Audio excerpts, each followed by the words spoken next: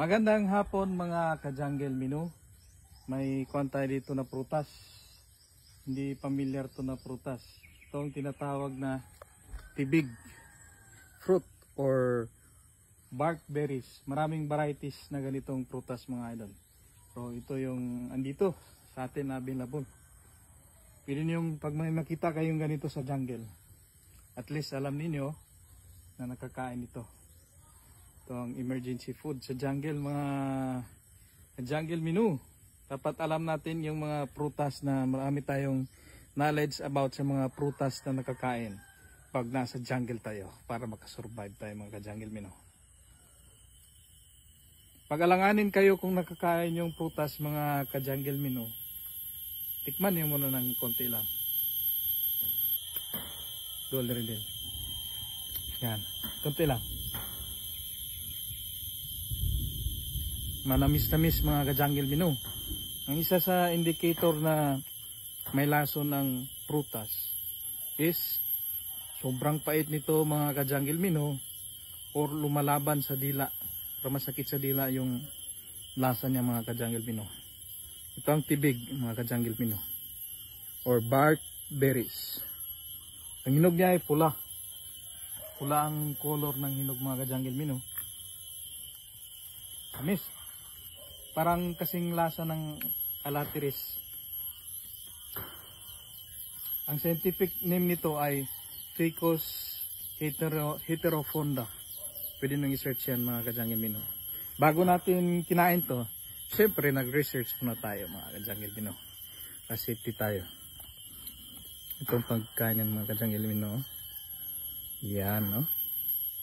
Pakalambot mga ka-jungle menu. Yan, hindi natin.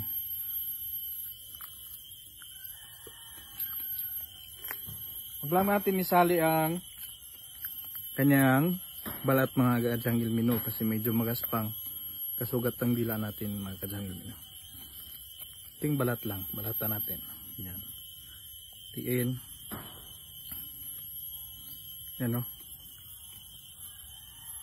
Namis-namis siya mga ka-jungle.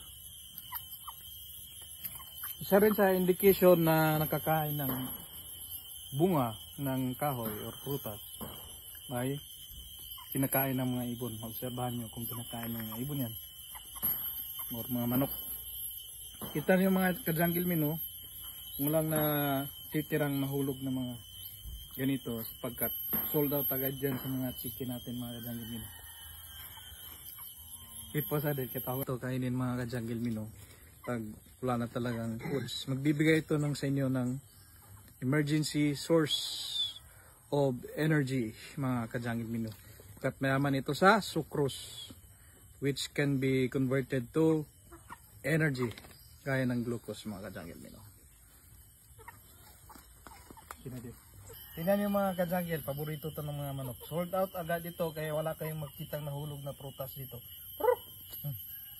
Paborito nila yan mga ka-jungle, no? Sold out agad yan.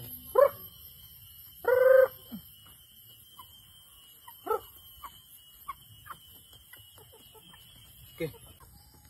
Pag nasa jungle kayo, pwede niyong tirahin ito. Tingnan niyo mga ka-jungle, paborito ito ng mga manok. Sold out agad ito kaya wala kayong makitang nahulog na prutas dito. Paborito nila yan mga ka-jungle, no? Sold out agad yan.